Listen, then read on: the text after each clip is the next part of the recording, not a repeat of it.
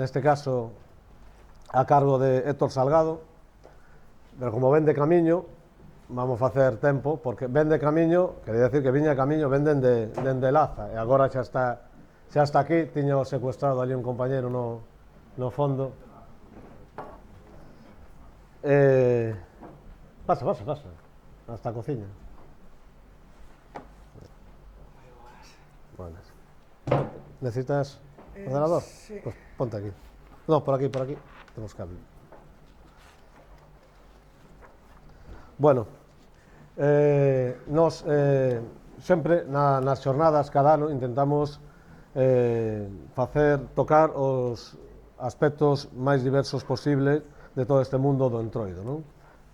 Sempre incluímos algunha charla de algún entroido tradicional local da comarca de Pontevedra. Este ano incluímos o traballo de Xosé Fuentes sobre o tema de correr a rosca. Vamos a incluir tamén un traballo Marcón, e despois sempre intentamos que sexa diverso. Neste caso, esta charla vai falar dun dos aspectos máis interesantes do entroido, que é o tema do son, non? Hai música e hai son, no entroido sobre todo hai son, non? E temos un dos grandes expertos, ademais temos a sorte, o luxo, o privilexio este ano de contar cun traballo físico excepcional de Héctor. Héctor é de Laza, un dos epicentros do entroido, un dos moitos epicentros, non? Porque non hai triángulos máxicos, hai pentágonos e hexágonos. Bueno, el formouse en ebanistería artística na Escola Antonio Faílde de Ourense, e despois en artes aplicadas á escultura na Escola Mestre Mateo de Compostela. Adícase profesionalmente á construción de instrumentos de percusión tradicional, que é un luthier, hoxe en día é como digo franceses, luthier, que son moi fino, é o que se adica, e aparte deso é peliqueiro dende os 3 anos, o sea que non naceu coa máscara de peliqueiro porque dificulta o parto, unha cuestión de volumen, pero pouco menos, non? Entón, bueno, el é peliqueiro, non? O sea que cando veixades algún dos peliqueiros de Laza, ou casi todos, pero dentro dun deses traxes vai un peliqueiro de verdade, non? E ademais estes últimos anos tamén dedicado á investigación e estudo dos instrumentos e dos ritmos dos folións ou folións, que son unha das formacións para mí máis impresionantes do entroido, non? Algo absolutamente telúrico. Pois este ano contamos cun bombo feito por el, non? O tambor, algúns din que é tambor porque se toca con baquetas, outros din que é bombo polo tamaño, é igual, un instrumento de percusión membranófono, que se cataloga que é aquel bombo descomunal que ten de salir de máis dun metro, que fai falta un carro de bois para levalo, e que está feito o xeito tradicional, que el nos explicará, vaciando unha cachoupa de... Bueno, algo descomunal. O traballo, aí tendes unha secuencia de fotos, é increíble. Entón, bueno, voulle dar a palabra e voulle dar o micro. O micro non é para que te escoiten, é para a cámara, o sea que intenta falar un pouco forte. Vale, pero non hai problema sendo peliqueiro. Vale, deixámolo a ela. Pues nada, moitas gracias por vir realmente. Sí, gracias. Pero temos apuntadores. A ver se damos pasto desto, un momento, que non... Mira, cada vez que se mete un sale o antivirus. Sí. ¿Es este? Bombo folión, ¿no? Folión, sí. ¿Esta carpeta? Sí, debe ser. ¿Fotografía? Sí, son todo fotos. Bueno, realmente chamarme para falar dos bombos. Bueno, moitas gracias primeiro tamén, antes por a invitación, sobre todo. Nada, que viña un pouco a falar algo dos bombos, dos ruidos de entroido, dos folios de entroido. Nada, son de Laza, realmente o que vos vou contar é a miña propia experiencia, non son un gran estudioso ni nada por estilo, non falo ni moi ben, case se podría dicir. Pero bueno, o que nos comprende hoxe o folión de Laza é un folión realmente algo atípico, porque realmente non, como a quen di, non tuvemos bombos hasta fai pouco tempo, hasta os anos 90 ou así, que se empezaron a chamar outra vez a bombeiros de fora e de outros lugares para, bueno, contratados e incluso invitados para vir a tocar. Non houbo moito ruido. Hai moitas posibilidades tamén, que non é só, porque realmente sí que é unha zona nas que sí que houbo tradición de bombos, pero os folios ali correspondíanse nestes últimos anos, pois o que vedes ahora na pantalla, que son os fachós de palla, e acompañábanse tamén por os chopos, unhos funciones que están por aí, e que a zamarra que iba sendo, digamos, un entrenamiento, un precalentamiento para o peliqueiro nos días grandes de entroido. Tradicionalmente sí que houbo, hai restos de sí que houbo, pero bueno, por ser un sitio como era, que era pues un sitio que no medio da plaza puxeronse un cuartel, co cual casi era imposible facer moita festa, non é... Pero bueno, sí que se escapou por os outros pueblos, sí que houbo algo de... por outros pueblos, bueno, igual falo baixo, igual falo algo mal, non sei se me estades entendendo. Escutades ben aí atrás? Sí.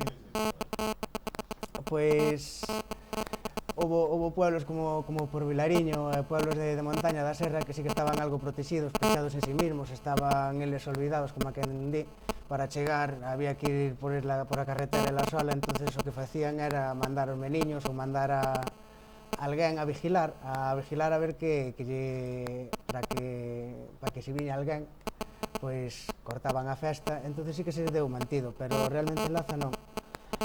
Conservouse en Arcucelos, cerca de Laza, en algúns pueblos como Arcucelos, o 17 ou 15 de xaneiro, por a festa dos Anamaros, pensándose así un pouco nunha festa religiosa, pois sí que deixaron un pouco de marxen, e sí que se mantuveron tamén por aí hasta fai ben pouco. De feito, acompañábase cas buguinas e con outros instrumentos tamén que con aixadas e algún outro instrumento máis. Bueno, instrumentos de músicas. En outros sitios nos que se reconservou tamén foi moi cerca, foi por Arcucel, por Cerdedelo, que, pois, bueno, foise guardando tamén un pouco hasta que a xente casi deixou de existir casi neses pueblos e por falta de xente xa tamén non se fai entroido nin se fai festa. E, bueno, un pouco máis de introducción, un pouco máis vos teño que contar. Máis que nada, pois o bombo que vedes aí foi unha iniciativa privada, foi desde unha agrupación de amigos que nos decidimos, Cristian García e outro par deles máis, pois que nos decidimos a recuperar un bombo, unha forma de construcción, pois que, digamos que xa estaba abandonado, xa non había, de feito costounos bastante conseguir os primeiros modelos ou as primeiras formas, porque que non había onde mirar. Non hai algún moi vello, xa escachado de todo, que se conserva o corpo, hai fotos e algún vídeo de algúns antigos, pero deixa de contar, xa non había ese tipo de bombos, que o bombo seguise facendo nesas zonas todas de montaña, pero xa seguiron unha evolución. Estes bombos, bueno, son uns bombos moi... creo que era máis, ves? Son uns bombos moi pesados, son uns bombos que non... bueno, a hora de facerse a madeira é difícil de conseguir, porque tens que buscar unha pieza, un exemplar dun metro, de metro e pico de diámetro, para que che den as medidas para cortar. Bueno, vanse usar as... Hai aquí algún sitio libre, se queredes sentarvos?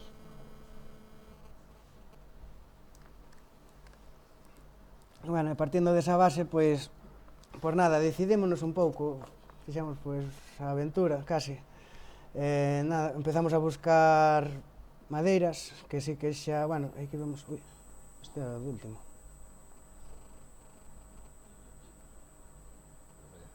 Sí, bueno, este era un pouco fotos do folión, este é o resultado final, pero este é cos corchocos, cando van acompañando por aí, están, non sei que...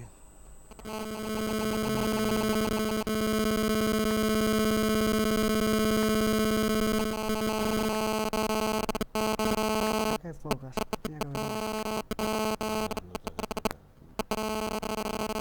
Vamos a intentar buscar alguna foto más, ¿no? Últimos rumores de entrevista. Vale. Vale. Esta informática sempre es fascinante, ¿no? Os medios de comunicación, pero de comunicación de presentación, pero al final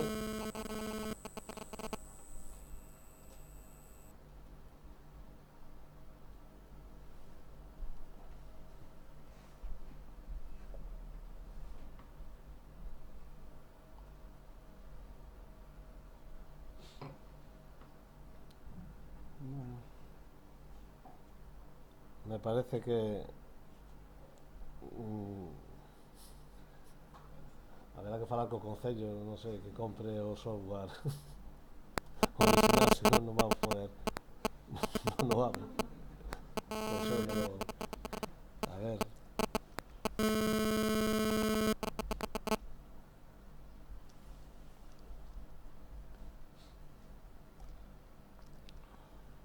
Creo que vamos a ter un problema, pero de todos xeitos vámonos subsanar porque temos pensado presentarlle un vídeo á Xunta de Galicia este ano para promocionar Galicia, vámoslo gravar no Mosteiro de Pollo, a ver se nos dan 300.000 euros e así vamos comprarnos tamén un proxector, un ordenador, o software correcto e seguro que non hai problema, non? Porque como estamos que lo tiramos todo, pues non hai fallo. Sinto, pero non vai.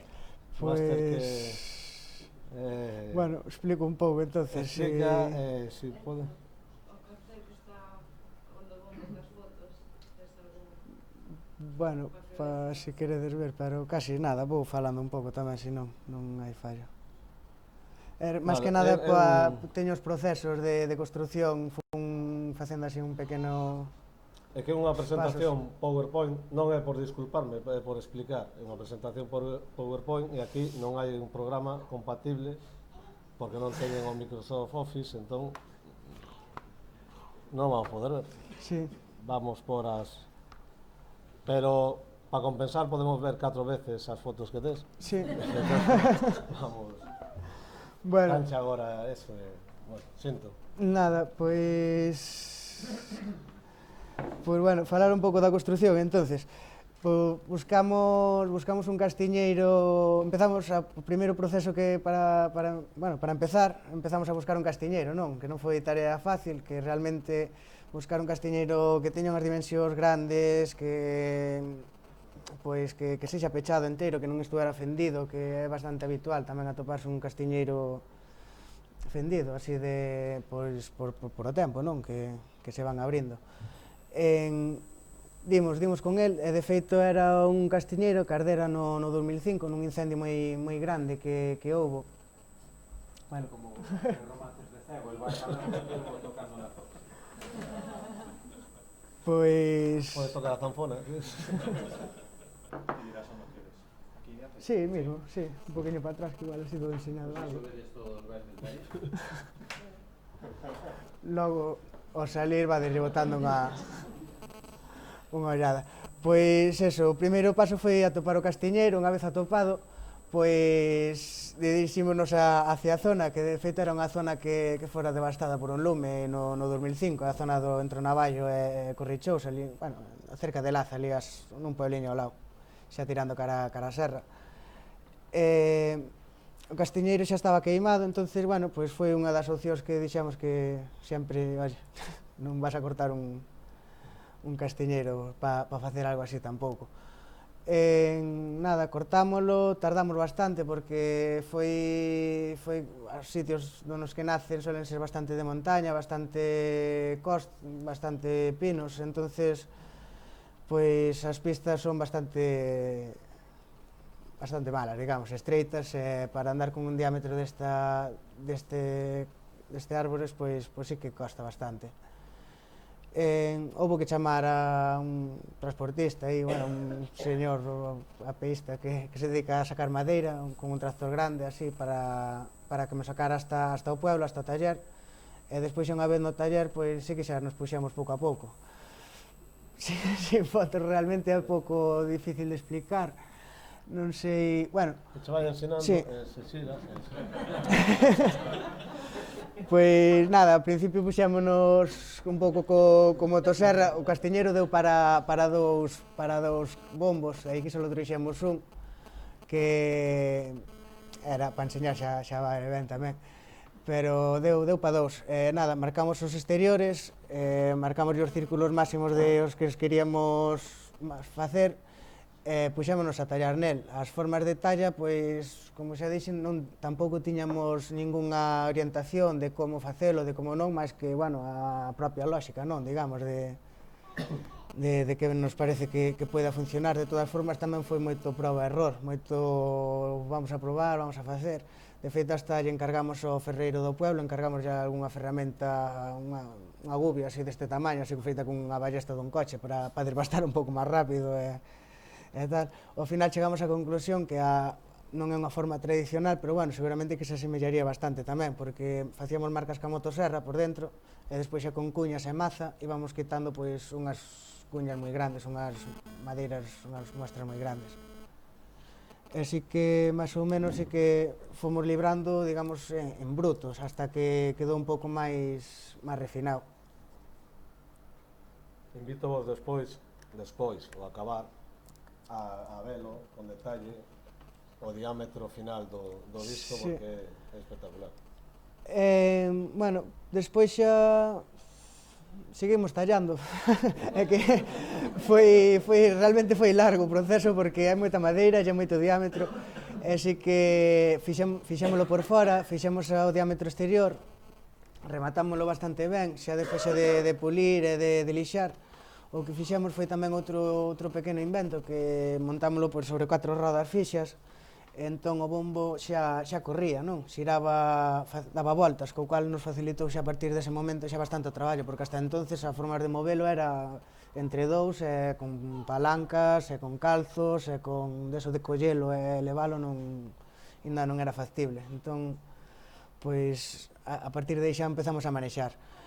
E despois xa fixemos un pequeno invento ca rebarbadora para ir desbastando e calibrando por dentro. Iba por un carril correndo e ya roda, isto na foto víase bastante mellor, pero bueno, iba xirando o bombo e ca rebarbadora pois íbamos comendo por dentro así un pouco para ir xa, digamos, axustando. Eso vamos falando desde que era cun diámetro de 10 centímetros ou 20, 30, hasta que chegou aos 5, 4, que foi nos que se chegou, nos que se quedou finalmente a parede.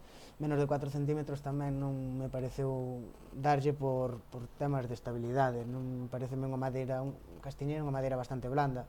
De feito, un deles, este non, o outro que temos, este ano tamén xa empezou a non a fender, sino a grietar un pouco, e así que a abrir por propio castiñeiro, que sempre tende a facer esas formas. Bueno, unha vez axustado este do corpo, que é o corpo en sí, que foi, digamos, un dos traballos máis grandes que nos deu, pois xa empezamos a facer outros temas. O coiro tuvémonos que buscar, mandar facer tamén, porque o diámetro normalmente suélese por ovella, cabras, pero castrón, bueno, pero suelen ser nesas dúas familias que se quedan as pieles, pero bueno, non dan os diámetros, é un diámetro de un 20, un 18 quedaron, este creo que era o pequeno, que quedou nun 17, nun 15 ou algo así, máis ou menos. Ahora seguramente que mingou algo tamén desde o proceso de construcción. Pois non hai cabra que dé ese diámetro, evidente, nin hormonada, non? Que eso... Pois buscamos uns cabalos, foi a piel que máis nos pareceu. Collemos 2 cabalos, un cabalo para cada lado, e mandámonos curtir. Bueno, os cabalos non os collimos. Collimos as pieles e mandámolas curtir xa en forma de pergamino, evidentemente. para o resultado final. E despois xa é un pouco máis gordo o calibre e tuvémoslo que lixar para que non nos dera problemas despois xa da acústica por se quedase demasiado duro e non sonase ben. Bueno, ao final deu o resultado, así que funcionou. E os aros exteriores tamén, que é o que quedaba máis tamén por facer. Tradicionalmente era unha tabla grande, doblada a base de lume. Eu hoxe no taller xa teño pois certos avantes, unha máquina que me vai xirando a madeira. Bueno, é manual, pero xa axuda moito. E paseinas, pois, fixen un laminado de 3 madeiras para darlle un pouco máis de resistencia, por ser a piel, volvemos outra vez ao de antes, por ser a piel de cabalo, pensando que fixera demasiada forza, pois para darlle un pouco máis de corpo, tal vez os aros, e que duren máis, non sin máis. É un pouco algo dos cambios que fixen, que agora a estética, así, a forma visual tampouco notas cambio ningún, conforme a supostamente algún tradicional, pero bueno, non sei que máis dicir. Bueno, as mazas que tamén as recuperamos son unhas mazas tradicionais de Vilariño, que, bueno, aquí entra o debate de si é bombo, si é tambor, porque realmente tócase con baquetas. A forma de collelos tamén é como se tocan as baquetas tradicionais. Son unhas baquetas algo peculiares por o grosor, que estas son de 2 centímetros e normalmente son de medio, que cambia bastante, pero tamén van a xogo co tamaño do tambor, co cual non é...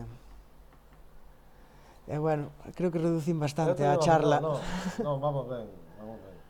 Pero... De feito, eu acortei moito ao principio para despois, creo que é interesante, ao final, se vamos aforrando en cada charla, ter un tempo para tertulia, para debatir, para preguntar, non? Porque se trata de que sexa unha cousa tamén interactiva.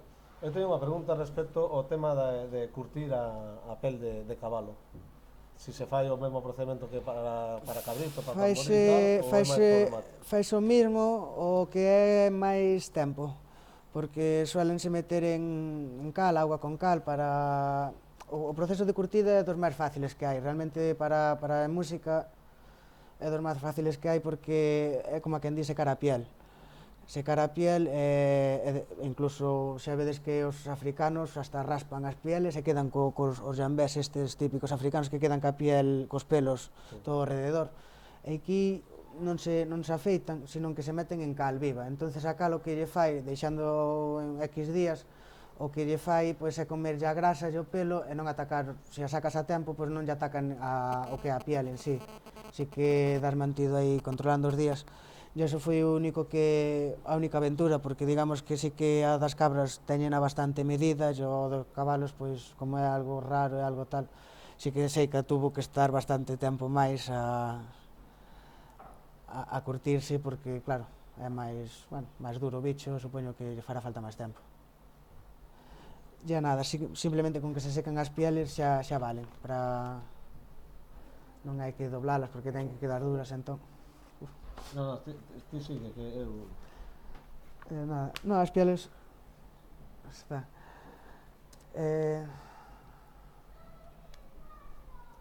Podedes non sei. aproveitar E preguntar algo, porque a verdade é que isto foi un pouco de... para facer algunha pregunta. Vedes que a xente de descontrol. Laza din que se perdeu un pouco o tema dos folións e dos bombos, pero cando recuperan fano como fan en Laza, a reventar, non? Máis grande xa non podía facer o bombo. Si, era o que daba o castiñeiro, non atopamos castiñeiro máis grande, non, realmente non... Que diámetro tiene? 1,20 m o grande, e este anda un poquinho máis pequeno, anda sobre un 15, un 17 ou algo así. ¿Cuántas personas le llevan? Vai, aquí vese, van os dous montados nun carro, encima dun carro de vacas, bueno, tírano, non sei se, sí, aquí vese tamén, tíranos unhos compañeiros e outros vamos tocando. O de Saga, o do final de... Non o teño. Pois sí, bueno, pesan 70 kilos, pesan sobre uns 65 kilos ou así.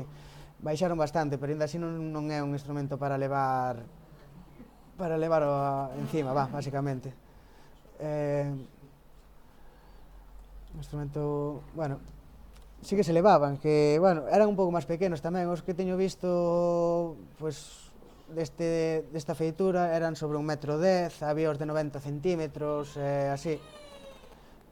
Non sei hasta que diámetro sería máis grande que houbo, nin cual era a media, porque tampouco hai exemplares como para sacar unha media, digamos, pero este sí, sobre un 18. Entón, hoxe en día, como se fan os bombos? Xa non o fan así. No, nin por asomo, que va. Hoxe doblase, son laminados de madeiras, doblalos, pégalos, tes un bombo moito máis rápido de facer, moitísimo máis barato por temas de construcción, que non fai falta un árbol inteiro, senón que fai falta unha tabliña.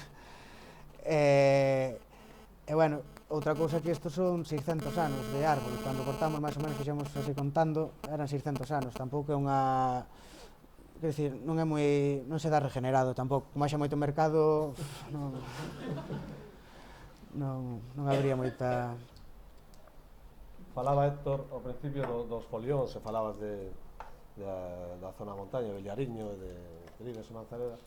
Nós temos un vídeo aquí de esos folións dos folións que siguen activos na zona das serras orientais, para que vexades o que non coñeza un pouco a potencia sonora e aparte a estética fascinante deste tipo de folión, no caso concreto acompañado de boteiros de danzantes xiróvagos que van no seu mundo nunha danza cósmica ao ritmo acompañando o folión. Entón, ímolo por e sí, quitamos así, a cañón. A cañón.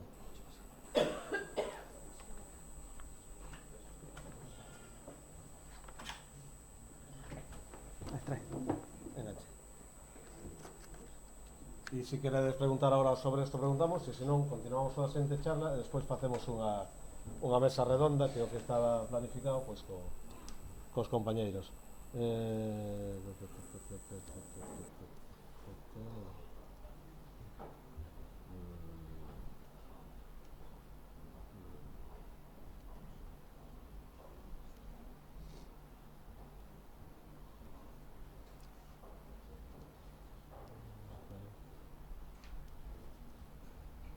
Creo que este.